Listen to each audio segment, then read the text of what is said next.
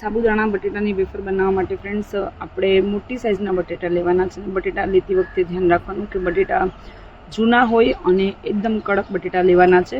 તો મેજરમેન્ટ એ પ્રમાણે છે કે 2.5 કિલો બટેટાની સામે આપણને 1 કિલો સાબુદાણા જોશે. તો 2.5 કિલો બટેટા છે અને 1 કિલો જે સાબુદાણા છે એ આપણે આગલા દિવસે પલાળવાના છે. જ્યારે વેફર બનાવવી હોય એના આગલા દિવસે રાતના સાબુદાણા પલાળવાના હોય છે. તો આપણે 1 કિલો સાબુદાણા ધોઈ અને વ્યવસ્થિત ડૂબાડૂબ પાણીમાં પલાળવાના છે. તો ફ્રેન્ડ્સ આ તમે જોઈ શકો છો, આપણે રાતના મોટા ટોપમાં 1 કિલો સાબુદાણા ડૂબાડૂબ પાણીમાં પલાળીને રાખ્યા હતા અને આ સવારના ટાઈમમાં જોઉં તો સાબુદાણા એકદમ જ પલળી ગયા છે. એક્સ્ટ્રા પાણી હશે તો વેફર સારી નહીં બને, એટલે ધ્યાન રાખવાનું સાબુદાણા પલાળતી વખતે ફક્ત ડૂબાડૂબ પાણી નાખવાનું છે અને સવારના આવી રીતના ચેક કરવાના કે સાબુદાણા અંદર સુધી પલળી ગયા છે કે નહીં. તો ફ્રેન્ડ્સ આપણા સાબુદાણા લગભગ 12 કલાક પહેલાં પલાળ્યા હતા એટલે ફૂલીને એકદમ વ્યવસ્થિત થઈ ગયા છે અને હવે આપણે એક સાઈડ બટેટા બાફવા મૂકવાના છે. તો ફ્રેન્ડ્સ હવે ડૂબાડૂબ પાણી છે, હવે આપણે બટેટા બાફી લેવાના છે. ઓછામાં ઓછી 5 થી 6 સીટી પાડવાની છે જેથી બટેટા એકદમ પરફેક્ટલી ચડી જાય. તો હવે આપણે બટેટા બાફી લેશું. તો ફ્રેન્ડ્સ બટેટા આપણા તમે જોઈ શકો છો આ છાલ ફૂટી ગઈ છે. લગભગ આ નિશાની છે ટોટલી બટેટા ચડી જવાની, છતાંય આપણે આવી રીતના એક ચાકુ ઉપાવીને જોઈ લેવાનું. તો ફ્રેન્ડ્સ આપણા બટેટા એકદમ ચડી ગયા છે અને હવે આપણે એને ઠંડા કરવા કાઢી લઈશું.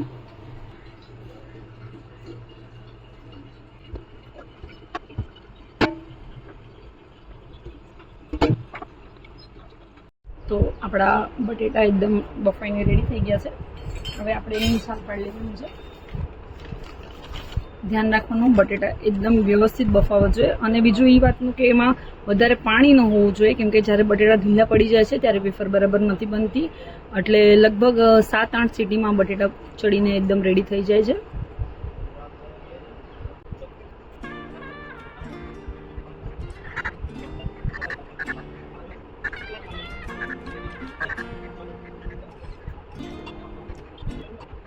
તો ફ્રેન્ડ્સ બટેટા તો બધા આપણા ફોલાઈ ગયા છે. હવે આપણે એક એક કરીને એને છૂંદો કરી લેવાનો છે. તો ફ્રેન્ડ્સ એક એક કરીને છૂંદો કરી લઈએ. ખમણીમાં પણ તમે કરી શકો છો, પણ આપણે જે પાઉંભાજી ક્રશર છે એનાથી કરવાનું છે. ધ્યાન રાખવાનું કે બટેટાના મોટા ટુકડા ન રહે એની અંદર.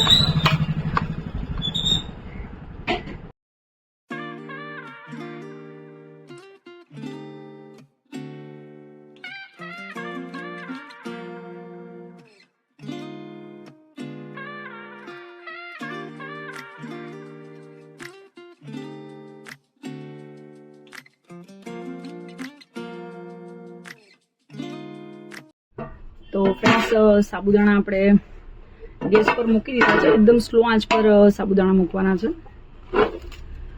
આ તમે જોઈ શકો છો કલર ચેન્જ થઈ જવો જોઈએ, ટ્રાન્સપરન્ટ જેવા થઈ જાય એટલે આપણા સાબુદાણા પાકી જશે. તો ફ્રેન્ડ્સ આનો ગેસ આપણે એકદમ સાબુદાણાનો સ્લો રાખશું અને જ્યાં સુધી સાબુદાણા પાકે છે ત્યાં સુધી આપણે મરચાં અને આદુ જે આમાં એડ કરવાનું છે એ પીસી લીધું.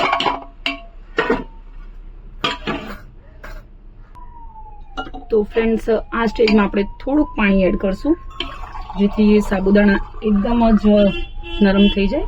તો લગભગ અડધો ગ્લાસ જેટલું આપણે પાણી એડ કરવાનું છે.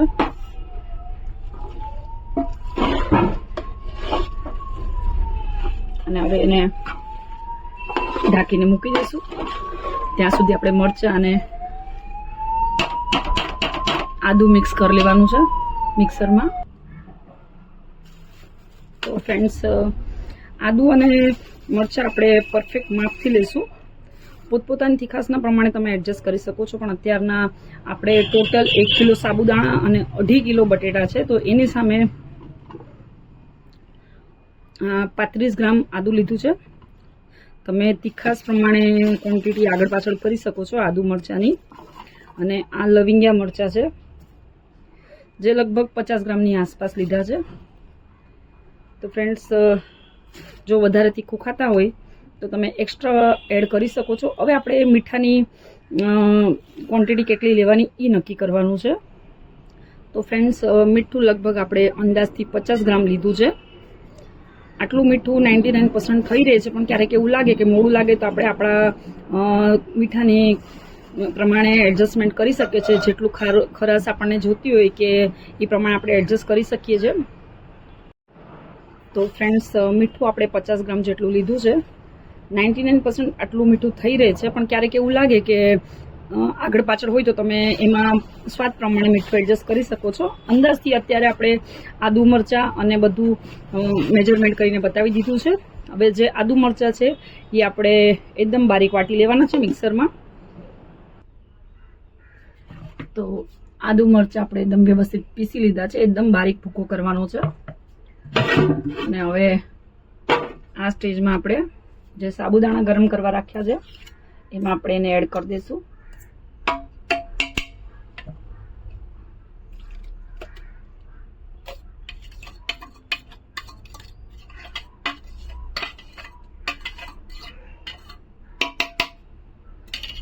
ફ્રેન્ડ્સ, થોડું પાણી એડ કરી દઈશું. મિક્સરમાં જે મરચું બરચું ચોટ્યું હોય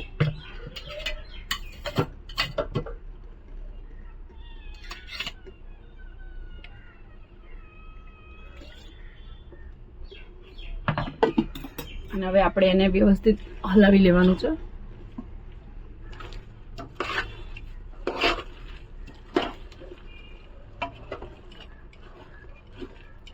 આમાં આપણે જીરું એડ નથી કર્યું હજી. ઘણા લોકો પીસવામાં જીરું નાખી દે છે. પીસવામાં જીરું નાખીએ તો ફ્રેન્ડ્સ, જે સાબુદાણાની વેફરનો જે કલર હોય છે, જે મમરીનો, એ ઘણો જ પીળો થઈ જાય છે. એટલે આપણે હજી સુધી જીરું એડ નથી કર્યું. ઘણા લોકો કરે છે, ઘણા લોકો સ્કીપ કરે છે. તો ફ્રેન્ડ્સ, આ સ્ટેજમાં હવે આપણે બટેટાનો જે ભૂકો કર્યો તો એ એડ કરવાનો છે.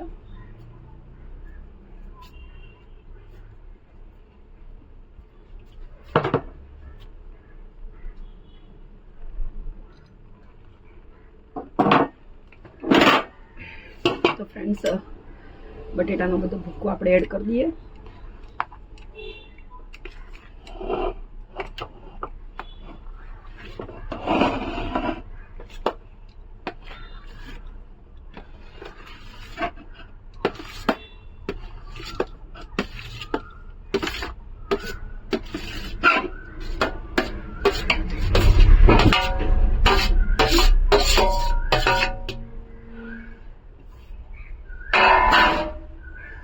એના પછી આપણે જે મીઠું લીધું હતું વજન કરીને એ એડ કરી દઈશું.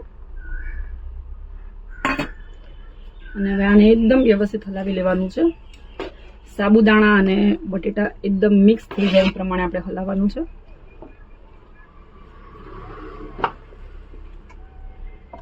અને થોડુંક જીરું આપણે એડ કરી દઈશું, વધારે નથી એડ કરવું.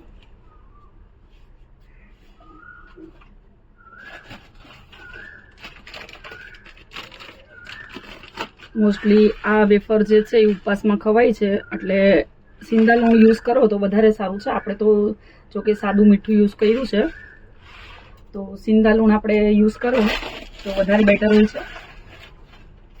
તો હવે આને આપણે એકદમ પરફેક્ટ હલાવી દઈશું.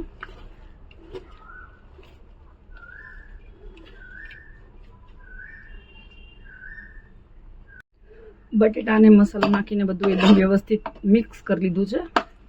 હવે લગભગ 2 થી 3 મિનિટ સુધી આપણે એને એમ જ ઢાંકીને રહેવા દઈશું. ટેસ્ટ કરીને જોઈ લેવાનું મીઠું આગળ પાછળ લાગતું હોય તો, પણ ધ્યાન રાખવાનું કે ચડિયાતું મીઠું નહીં નાખવાનું, કેમ કે તડકામાં પાણી બળી જતાં મીઠું એક્સ્ટ્રા રહી જાય છે અંદર અને વેફર આપણને ખારી લાગે છે. એટલે ચડિયાતું મીઠું આમાં ક્યારે પણ નહીં નાખવાનું. નોર્મલ જે આપણે નાખતા હોય એ પ્રમાણે એડજસ્ટ કરવાનું. તો ફ્રેન્ડ્સ, આને હવે આપણે 2-3 મિનિટ માટે ઢાંકીને રહેવા દઈશું. 2-3 મિનિટનો સમય થઈ ગયો છે. આપણે ચેક કરી લઈશું.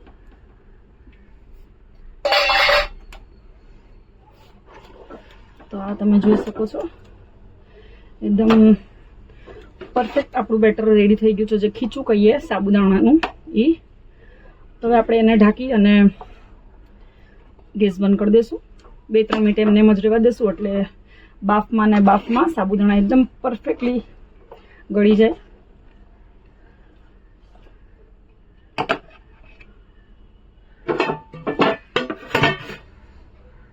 તો ફ્રેન્ડ્સ, આપણે વેફર પાડવા માટે આ પ્રકારની જારી આવે છે અને એક જાડી ગાંઠિયાની આવે છે જે મારી પાસે અવેલેબલ નથી. તો આપણે આ પ્રકારની જારી સંચામાં છે તો આપણે ઈ એડ કરી છે અને સંચાને તેલ લગાડીને રેડી કરી દીધો છે. તો હવે ચમચીની મદદથી આપણે એડ કરતા જઈશું આની અંદર.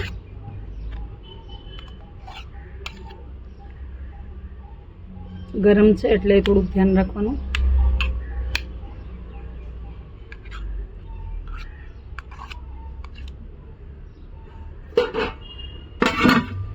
અને ફ્રેન્ડ્સ, સંચો બરાબર આપણે બંધ કરી દઈશું.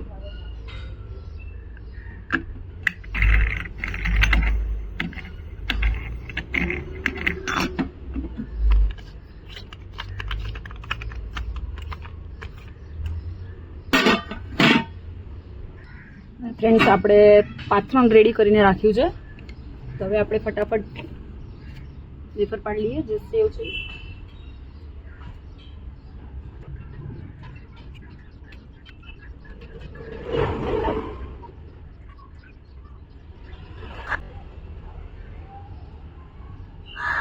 તો ફ્રેન્ડ્સ, આવી રીતના જ આપણે બધી વેફર પાડવાની છે. આ તમે જોઈ શકો છો સામેના ભાગમાં આપણે વેફર પાડીને રેડી કરી દીધી છે. અને તડકો જબરજસ્ત છે તો ફ્રેન્ડ્સ લગભગ 1.5 થી 2 દિવસના તડકામાં સુકાઈ જાય છે. ફ્રેન્ડ્સ, આ તમે જોઈ શકો છો વેફર પાડીને લગભગ રેડી થઈ ગઈ છે. ટોટલ 1 કલાકનો સમય લાગી ગયો છે, 1 થી 1.5 કલાક. 3.5 કિલો જેટલાની વેફર બની છે. તો તમે જોઈ શકો છો. હવે આને સુકાતા લગભગ 1.5 દિવસનો સમય લાગશે. અત્યારના વાગ્યા છે 12. આવતીકાલે બપોરના 2-2:30 વાગ્યા સુધી એકદમ પરફેક્ટલી સુકાઈ જશે. તો આજનો આ બીજો દિવસ છે. સવારના વાગી ગયા છે લગભગ 9:30-10ની આસપાસ. તો આજના દિવસમાં ફ્રેન્ડ્સ આપણી આ જે વેફર છે એ એકદમ પરફેક્ટ સુકાઈ જશે. આ તમે જોઈ શકો છો. આમ તો સુકાઈ ગઈ છે પણ એકદમ પાણી બળી જાય પછી આપણે કાઢવાની છે.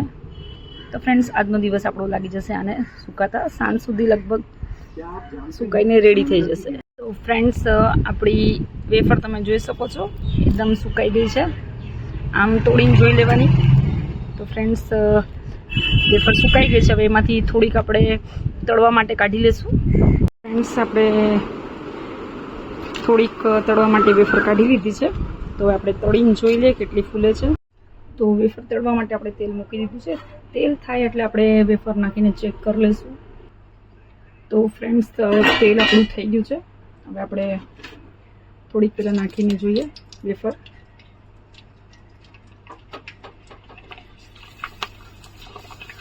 તો તમે જોઈ શકો છો એકદમ મસ્ત ફૂલી ગઈ છે. આ વેફર તમને દેખાઈ રહી હશે. હવે આવી રીતના જ આપણે બધી તળી લેવાની છે.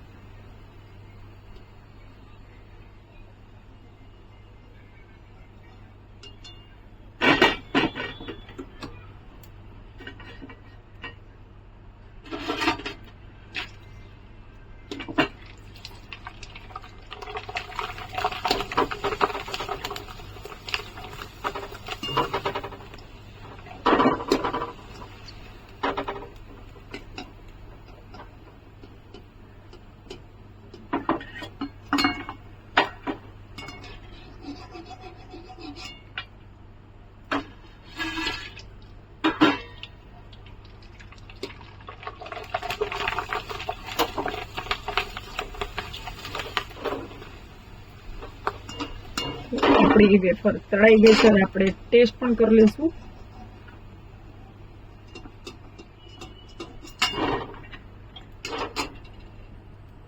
ફ્રેન્ડ્સ, આપણી આ સાબુદાણાની વેફર સુકાઈ ગઈ હતી અને તળ્યા પછી ફ્રેન્ડ્સ આ તમે જોઈ શકો છો એકદમ ભૂકો થઈ જાય છે. અને ટેસ્ટમાં પણ સુપર્બ છે. તો ફ્રેન્ડ્સ, ટોટલ રેસીપી આપણે પરફેક્ટ મેજરમેન્ટ સાથે અપલોડ કરેલી છે. જો વિડીયો પસંદ આવે તો લાઇક કરજો, શેર કરજો, કમેન્ટ કરજો, સાથે જ બેલ નોટિફિકેશનને ક્લિક કરજો, જેથી આવવાવાળા મારા બધા જ વિડીયોની નોટિફિકેશન તમને મળતી રહે. Thank you.